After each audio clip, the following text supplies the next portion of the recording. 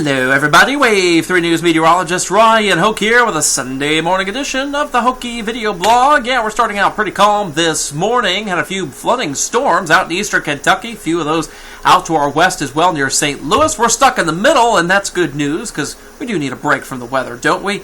Yes, don't worry. This afternoon, we've got more storms on the docket for us. Let's start out with your Hokey weather fact, and speaking of storms, we're talking about lightning. One bolt of lightning has enough energy to power up a 100-watt light bulb for about 3 months. If you swap that out with one of those compact fluorescent ones, the curlicue or energy-efficient ones, it's about a year.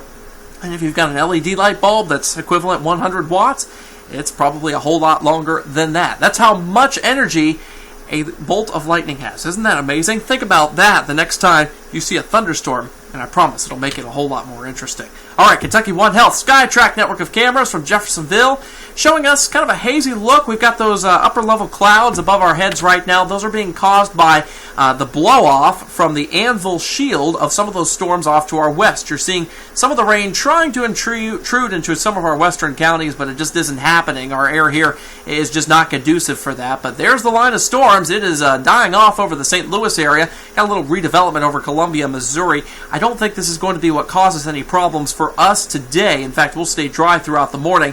This may try to send out an outflow boundary to areas of western Kentucky. Notice that some of the models trying to develop a line of storms, kind of a broken line, this afternoon after about 3-4 o'clock along I-65 and pushing it eastward. That's probably going to be a contributing factor, at least to where those storms develop upon, but it's not going to be that line of storms that we see out to our west currently. So, we've got the storms. We've also got the heat today. Day 2 of this heat advisory, and yesterday it did live up to its name. We had the heat advisory in effect, and of course it got up to 105 heat index here and higher in some places. Today, I think it's going to be even hotter. We're going to see about 2 degrees warmer than yesterday. In some spots, 1 degree warmer here in the city in terms of the actual air temperature. Heat index values up to 108.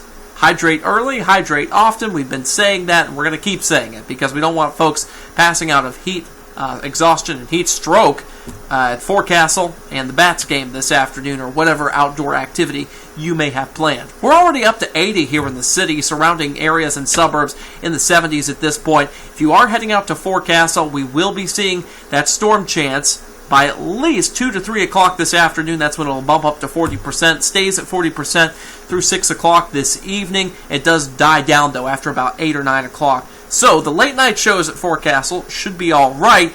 It's the early evening, late afternoon shows that we're going to want to be careful of. Make sure you have the Wave 3 News weather app handy. You can track the radar on there and see where the storms are going to be with the future radar function, and see where they're at currently and where they are in relation to you. We want to keep everybody safe out there. Of course, the event organizers will be keeping a close eye on the weather, but hey, if you can be 2 steps ahead, that makes your day at Forecastle a whole lot better, doesn't it? All right, here's how it works out on Futurecast. By 2:30, things relatively quiet. This is new data coming in, by the way, on Futurecast, a brand new run. Here we go. Yep, 6:30 at night. Here we go. We've got the thunderstorms developing. They're not going to be incredibly widespread, but more widespread than they were yesterday and stronger than they were yesterday. I talked about how the outflow boundary may play into this, and you'll notice how they did kind of develop to the west and move in. I think it's that outflow boundary it's starting to pick up on. That's why we've got the storms moving in a different fashion than some of the previous runs of the model. You'll notice these individual cells trying to break out here, and as we go throughout the evening, things do quiet down after sunset, but we do have an additional area of thunderstorms that may be coming in as we go throughout the early morning hours of your Monday. Of course, just during the Monday morning commute, that would stink, right? But around 11 o'clock in the morning, we'll see a lull in that activity. So for tonight, this afternoon and this evening, we will see a marginal risk of severe weather, basically north of I-64, damaging winds, hail, lightning, all on the docket.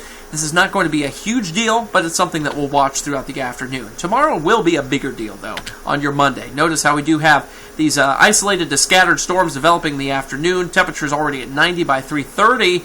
Now, as we go throughout the evening, there is the potential for a line of storms to move through here. This run of Futurecast is not as bullish on that. That's a good thing, but other data is still suggesting we could see additional storms during the 9 to 11 o'clock time frame tomorrow. We'll have to see how that goes. This is all going to depend on how the morning activity goes, how tonight goes, and all that leading up to this tomorrow will determine what exactly happens. So we're not able to give you too much of a clear forecast at this time, but we can at least tell you there's the chance for some strong to severe storms there. It is a slight risk of severe weather for most of our 29 counties on your Monday, basically 3 p.m. to 11 a.m. Can't rule out some of the storms in the morning. Those should stay sub-severe, but of course, check in with Christy in the morning. We'll have the latest on that, and I'll have the latest tonight at 6 and 11. Otherwise, wind damage, large hail, flash flooding, those are the big three takeaways from this potential as we go throughout your Monday. Hey, here's the 7-day breakdown. We've got, again, that severe weather risk on your Monday. That's going to cover most of our counties. By Sunday, today, of course, here's the rain chances. I've broken them down piecemeal so you can plan your day. And you'll notice how by really after 2, 3 o'clock, things really do begin to escalate. And they will decrease as we head toward the 9, 10 o'clock hour tonight. Wednesday's interesting, so we'll be behind this front. This front's going to come through late Monday, early Tuesday. It'll trigger more storms early Tuesday morning, possibly into about midday or so Tuesday. But Wednesday is when this really nice, I won't say cool, but I will say less humid air begins to move in. We've called it cool here because it won't be 93 degrees or 95 degrees anymore like it will be this afternoon, but it will be in the mid-80s, so that's cool relatively speaking. But we will have this for quite a few days as we go throughout this week, Wednesday and Thursday. By Friday, the heat returns, so do the isolated storm chances. So we will at least get a brief break, and at least the storm chances won't be as high as we're rounding out the week. As far as the long range goes, of course, I'll have your 14-day forecast tonight at 6. The long range at this point looks like we're going to see that heat begin to build toward the end of the month. But there are signs, keyword signs, that somewhere between very late July, like we're talking the very last couple days, into the first week of August, we may get another one of those cool downs. Wouldn't that be nice? Hopefully that could last until state fair time, but I think this time of year, these cool downs, when we say cool down, we're saying, lower to mid-80s, they're not going to last long, just because the pattern doesn't favor it. But the pattern continues to favor these disturbances coming out of the northwest, kind of a trough east, ridge west scenario where, of course, the west bakes under the incredible heat and the drought out in California, and we are left with the stormy pattern coming out of Canada with those cool shots from time to time. That's how it stands now. I know it's not the best news in the world, but there are some silver linings to it, so relish those while you can. That's it for now. I'm Wave 3 News meteorologist Ryan Hoke. I will see you back on Wave 3 News at 6 and 11 tonight.